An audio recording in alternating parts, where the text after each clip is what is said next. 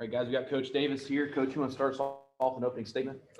Yep. Thanks for being with us, guys. I'm really proud of our staff and coaches and the job they did in the spring recruiting period. Uh, Thought we signed 4 quality players to go along with 3 really good high school players in the fall. I think we've got a really good mixture of height, versatility, shooting, experience with our 3 transfers. And I know everybody in college basketball is working to stay older, but I still think you've got to get a great mixture of good young players that you can develop. And I think we've got both in this class to go along with the returning guys. And so yeah, we're right now in final exams, and guys are finishing up school, and they'll be heading home. Most of them will for the month of May before we get back in June to start summer workouts.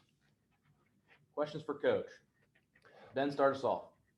Kermit, obviously you're filled up here now with all the additions that you've made, but do you still look at it as you're still looking potentially to add, or maybe there's a need you might address and that the portal's something you're still going to look over? Yeah, Ben, I don't think anybody's ever done in recruiting, really in any class, whether it's, 21, 22, or 23. So I think we're always still paying attention, at everything during the year, but feel really good about where we are right now. Go to Joe. Hey, Coach, how you doing? I hope this is not too much of a loaded question, but specifically with Jamin coming in, another guy from Jackson. I know Demencio came in last year. You got Deshaun. What is it about the Jackson area specifically, and how they kind of mesh with Ole Miss, and how did Jamin, how did you acquire Jamin during this process, and did you recruit him when he was in Jackson? Yeah, we feel great about the 2 high school guys from Mississippi, obviously, and Deshaun and Jamin. And Jamin was one of the very first guys that I called when I got the job here. And so we've been recruiting him for a long time, and was very, very heavily involved when he made his decision to go to Duke. We're right there. And, so just happy that now he's back, and we love him as a player, his talent. Obviously he's a great guy, great family. And you're right. I mean, Jackson's been very good to Ole Miss basketball in years past, and we love the 2 guys we got from there coming in. Go to Nick. Kermit, I know you guys weren't bringing back too much top-level height in this class or from last year's team. So how important was it to get Brakefield and also Niceer Brooks as guys to kind of give you that down-low presence? Yeah, I think we feel good about, Sammy and Robert, and I love, Luis is not real tall, but his versatility for next year, we'll play a little bit different offensively. But you're right. I mean, obviously, Jamin, 6'8", 6'9", 220, very versatile. Niceer has, started almost 60 games at our level, Cincinnati and Miami, shot blocker, 7 feet. I think Niceer next year could be as athletic as any 5-man in college basketball, shot blocker. And then, we really like Eric, kid we got from Raleigh, won a state championship, very skilled. I mean, he's 6'8" with like a 7'2" wingspan, really skilled. And so we think Eric's going to be a really good player. So really like the, like you said, the height, but the versatility of those guys. I know it's kind of a product of the times, but when you have somebody like Brooks who's transferring for the 2nd year in a row, how do you evaluate that and scout somebody like that? Well, we played against him when he was at Cincinnati. They beat us in the finals in the Destin tournament. We'd beaten Baylor the first game, and then Cincinnati beat us. They had a really good team. So we saw him firsthand, loved him then. Then obviously went and set out a year at Miami when Mick got the job at UCLA, and then started, so he's going to graduate in May. He'll be a grad transfer. And so, just like a lot of the different things, we've seen him in person, but then we got a chance to really watch him a lot from this past year's film. John, go ahead. Kermit, how much kind of do you expect a guy like Deshaun to contribute right away, or is it kind of early to tell with guys right out of high school? We think Deshaun's going to have an immediate impact on our team, no question about it. I mean, you make the McDonald All-American game and it doesn't guarantee success, but you're valued as one of the top 24, 25 players in the country. And, we just love everything about Deshaun. He's competitive. He's won a state championship. He's been coached in high school. I think he may be the most electrifying scorer and maybe in the class. And so, yeah, I mean, Deshaun will have a great chance to make a really early impact at Ole Miss. And the last one from me with Fagan, what type of impact do you kind of see a guy like him having next year? We tried this the second time we've tried, I guess the third time. We've gotten him twice now. We signed him at Middle Tennessee, and then Ty went to Georgia. He started 25 of 26 games. He played great against us. He averaged 16 against us. You look at it, he had 17 and I think 8 when they beat LSU, led them in field goal percentage, 58%, really versatile. I think he's got a chance to really even improve his 3-point shooting, really good rebounder. So, yeah, I mean, I think Ty is going to help us really, really early in a big way. Neil, go ahead. Hey, Kermit, you just kind of addressed what I was going to ask was, do you feel like there were times last year it kind of seemed like you guys were a shooter short? Do you feel like you've addressed that? And then with Morrell coming back, how do you sort of foresee his role going into next year? Yeah, Neil, I think Matt's had a really good spring. It was a little limited number of workouts that we had because we let them go home for a couple of weeks and they came back. We worked them out for a little over a week. And then we got into exams earlier this year. So the NCAA shuts you down for 2 weeks. I think Matt's going to make a huge jump. I mean, you start looking at, just say Trey Mann at Florida and the jump he made as a sophomore. TD from freshman to sophomore year. Breein Tyree, freshman to sophomore year. It happens a lot in college basketball. The one thing you know about Matt, he wants to be coached. He's not afraid to be coached. He's got a great support system at home, and I think he'll make a great jump. We'll go to Parrish. Hey, Kermit, when you had Blake at the 4, sometimes Blake would shoot the 3 a lot or seem comfortable just settling for that. Do you see Jamin being more balanced at that position? Is he someone who's going to put it on the floor more? Yeah, I think Jamin, when you watch him play, I mean, he's got great basketball skill set. We use the terminology, some bigs can dribble. Jamin play makes. He can rebound it, advance the ball up the floor, but make great decisions. He's a really, really good passer. I think he can be a really good 3-point shooter. I think can be a high 30s 3-point shooter at 6'9". He's very versatile, can really pass it like we've talked about. So, yeah, he just stretches you at that spot. And, so I think he can be a hard matchup for anybody, with him because of just what he can do at really all 3 levels. Tell you what else he can do is around the goal, he's a lefty, but he finishes with his right almost better than he does with his left. So, yep, he's got great versatility.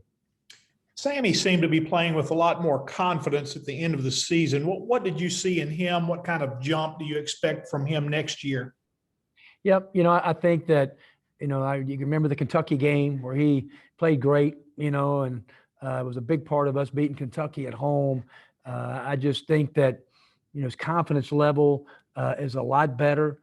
He's really excited about, the summer. He's going to stay here all May and just work out on his own. Lift on his own. And so, yeah, I think Sammy now in his 3rd year is another guy, can stretch the floor, confidence level better. And I think Sammy can be a big factor for us. Go back to Ben. Kermit, when you say you're going to play a little bit differently offensively, what kind of changes are you talking about? Maybe what kind of style you want to play? Yeah, Ben, we want to do what we've done defensively, but I think offensively you'll see more possessions. Hopefully we can play, faster in transition. I think our skill level has improved. I think our 3-point shooting has improved. I mean, we haven't really, talked about Grant Slatton, who led the state of Tennessee in scoring. James White, first team All-State, and Georgia, both really good shooters. Deshaun can shoot it. And then the returning guys, and Jarkel started to shoot the ball better from 3. So I just think we'll be a faster paced team, Ben. Quicker in transition, but obviously, really trying to guard and be a physical team defensively. You touched on that. The freshmen obviously being good shooters is one thing, but they're freshmen, and there's volatility there. So really, when you're talking about 3-point shooting, is the improvement got to come from Jarkel and Matt and Luis for the most part? Yeah, and I thought Luis has made a good jump, and he's so excited. And I think we forget, he was out all last year with an injury, and so you really kind of look from year one to last year. He made a big jump. I do. I think he's kind of on the lines. Hopefully, make a jump like TD did. And he had some good games shooting the ball. But like I said, I have a lot of faith in some of the guys that we've signed. I think Matt shot it really good in the spring. I do think we'll stretch it from the positions like the 4 better than maybe we have in the past. Go back to Joe. Yeah, Coach. I was curious. I talked to Ben Howland about this, but I just want to get your thoughts and perspective on the new transfer rules, how they're allowing kids to just transfer immediately now. From you as a coach, how does that affect recruiting? We look at the transfer report. Is that like the new free agency now, where you can just get guys? Just want to get your perspective on that and how you've been able to adapt to that with this new rule. Yeah, I thought our staff did a really good job in the spring. It just is what it is. And we better adapt to the transfer portal, Joe. I mean, college basketball staffs around the country, it's not going away. You're going to see some changing rosters in college basketball. You've seen it already this year. Some players leaving, some players coming in the program all across America. So it's just what it is. But everybody's trying to stay old, but you still got to get good high school players and develop them. And you look at our roster, we've got 8 high school players on our team. We've got 5 transfers, the 3 we signed, and Robert Allen and Jarkel. So still, I think there's got to be a good mixture of that. And but you're right, the transfer portal is something that is really nothing to talk about anymore because it's here and we've got to go evaluate it. But you can't just get talent out of it. You've got to get character and you guys that you think can impact winning at the highest level in the SEC. Go back to Nick.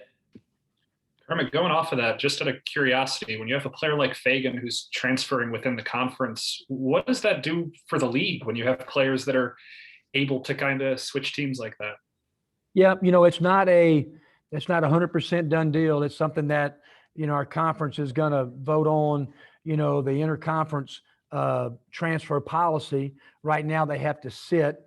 You've seen some other leagues now, they've started to adopt it. And I don't want to speak out of turn, but I would probably see our conference will do that as well. It's probably not what we all want, and I call Tom, about Ty, and he was great. And Tom and I are good friends. I have a lot of respect for each other. And but I just, like I said, I think it's college basketball, and it's just going to happen around the country. Go back to Parrish. Kermit, my wife said she heard at the beauty shop that Hadim might come back. Any truth to that? Well, Hadim is going to be here to graduate, going to get his degree in May, and we've had conversations along those lines, but there's nothing right now is certain whether Hadim will stay or whether he will transfer to another school as a grad transfer. Right now, but we've had some great talks in the last month. Go to Ben. You touched on it, Kermit, but that passing of the rule to allow in-conference transfers, do you feel like the momentum is on the side of the players, or is there really one way or the other that you're thinking there is momentum at all? About the rule passing, Ben? About the rule passing this year? Yeah. I'd hate to talk out of turn because I really would, but I just think that I think it's going to be hard for the SEC probably to not adapt a rule that other conferences around the country look like they're going toward. I just think what people are trying to get away from is all the appeal process. Is just trying to get just a set rule. We got to get a certain date.